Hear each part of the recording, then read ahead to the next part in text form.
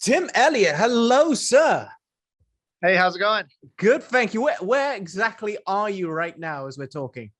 So I'm at my rental house here in Las Vegas. We have it was a rental house.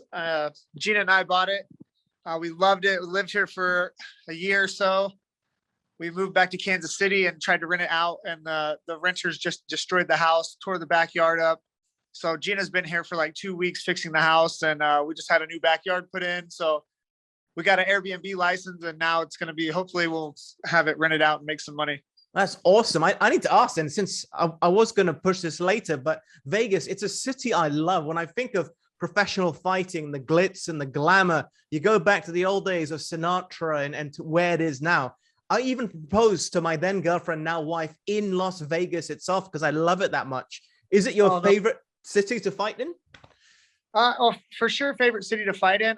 I'm not so stoked fighting at the Apex. I mean, I've worked long and hard to get to a point to where people finally wanted to watch and would pay money to watch. And now, my father can't even come watch. So that's kind of a bummer, but yeah, it's the fight capital of the world. There's no better place to fight. And like, when you tell somebody, oh, where are you going to fight? I'm going to Vegas. They know, like, it's serious. You're not just going to fight in the Indian Res in Oklahoma. Yeah, very, very true as well. And, it's a big week for you. Let's face the facts. How tough has it been? Because from an outside perspective, I read articles, I hear fighters talk about fight week itself and the water loading, which you just did, and all of that. I mean, is it mentally tough? Is it physically tough?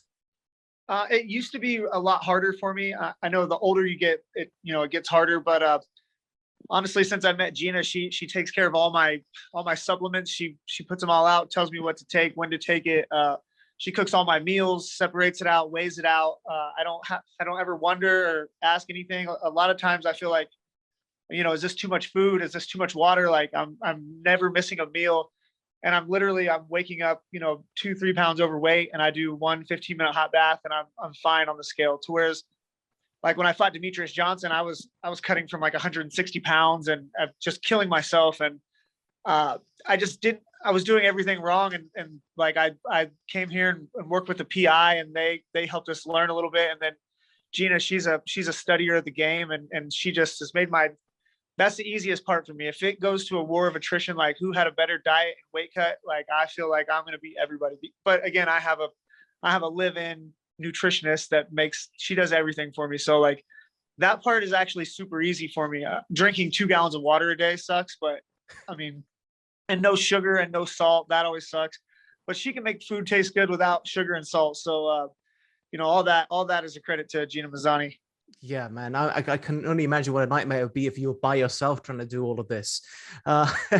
Heading into this weekend as well, look at your recent history. You snapped the 3-fight losing streak. I mean, how important was the victory last July? It's over a year ago now. I mean, that's 2 in a row now, but it was huge. I wasn't even sure that I was going to have a job. I think the only reason why I was able to keep a job, honestly, was my tenure with the UFC, and also I have a good manager and a good team behind me. But it was do or die to win that fight. And but since then, since that first win back after my 3-fight losing streak, I'm a totally different person now. My decision making skills are much better. My fight IQ is much higher. I used to just go out, try to be exciting, and try to like do something crazy, maybe get a bonus. But then I was getting 12 takedowns on like Louis Smolka, for example. I took him down 12 times, and James maybe watched the video. 12 times I took the guy down, and 12 times I jumped on a guillotine, and 12 times I lost a position. Like, I shouldn't be doing that, and I'm not doing that anymore. Now I'm taking people down one time around. I'm dominating the round and beating guys up. I'm not taking any damage. Things are totally different now. It's funny you should mention that, because from my observation, your last fight earlier this year, I think was your best. But again, that's my personal assessment. I want to know what you think, because it's your opinion that matters far more than mine. I think that, obviously we wanted to win, but at the same time, I got a little emotional in that fight, and I don't do well in those situations. And like, I was talking to the ref and I was saying things, and that just lets me know that my head wasn't in it.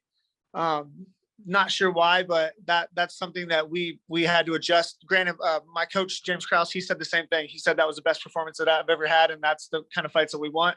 So I can take myself out of it. I listen to him when he says that I'm doing the wrong things, but also when he says I'm doing things right and I'm doing things good, I listen. I used to always criticize myself so hard, and people would say like how good something's going. And I just, I didn't always trust him. But with James, he has no problem telling me like, hey, dumbass, like the shit you're doing, stop doing that. Like you're not going to win fights if you do that. But he also has no problem telling me like, hey, that shit is good. Like this, this is what we need. And so like, again, I'm a soldier. I'm a guy who takes orders. And if he's saying, this is what's going to work, and I trust my guy, I'm just going to go out and keep putting that into play. Whereas before it was just me trying to go out and put a game plan together myself. And I'm not smart enough to do that.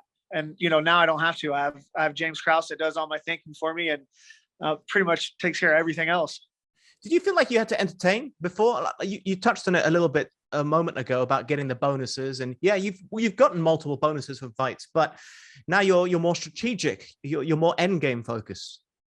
Yeah, that's what James Krause said. He's like, man, you want to know what pays the bills is winning. Like at the end of the day, it's winning, and that's what's exciting is winning.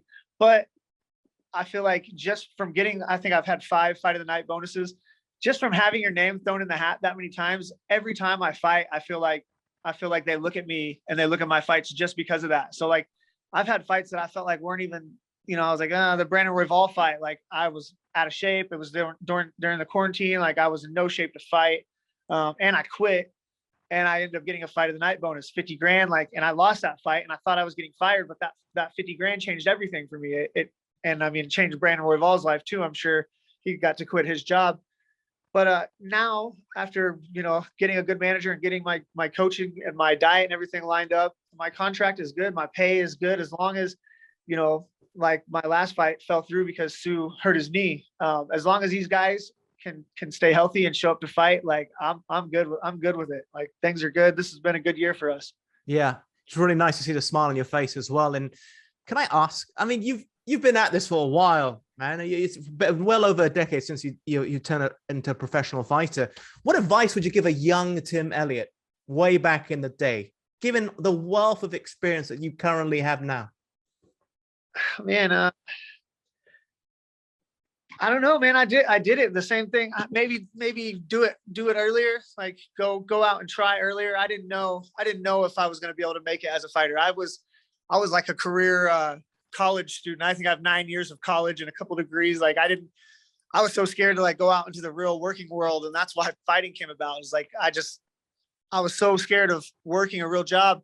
And I think I put so much into college and wasted a lot of time and money there, to whereas I could have just got 1 degree, been done with school, and then went straight into fighting. I think, chasing my dream earlier when I knew full well that I was never going to get a regular job.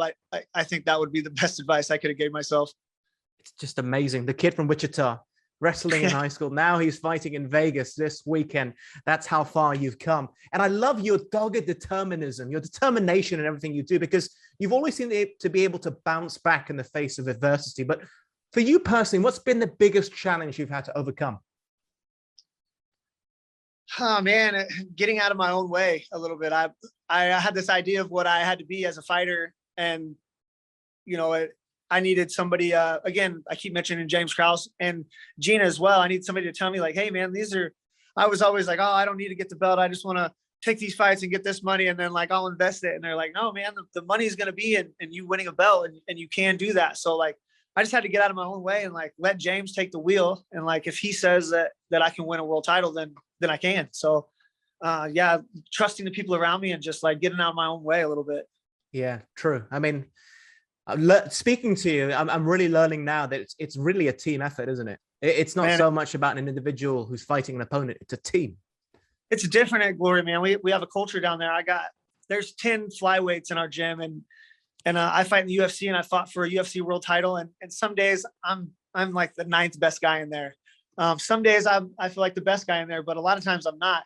And I don't want to be the best guy in the gym. I don't want to be the best flyweight. I got Jeff Molina's coming out to corner me. He's a flyweight in our gym, and like he's a guy that I watch him practice, and I just he's a young dude, and he just has all this wealth of knowledge, and I just sit back and watch him do shit. and I'll see him do something to somebody. I'm like, oh, stealing that, taking that. And our whole gym does that. Like we're ego driven, but like in a good way. We all want to see each other do well, but we also want to, we want to win. We want to be the alpha in the gym. And it's like stepping stones. It's one day I'm here and like, I'll feel like I got the better of Jeff. And then the next day it's not even close. He'll just dust me. And I'll be like, God, man, I suck with this shit. And then, I have to have those days where I get beat up to have those days where when I'm winning, like this is what it feels like to win. And this is why we're doing this. True.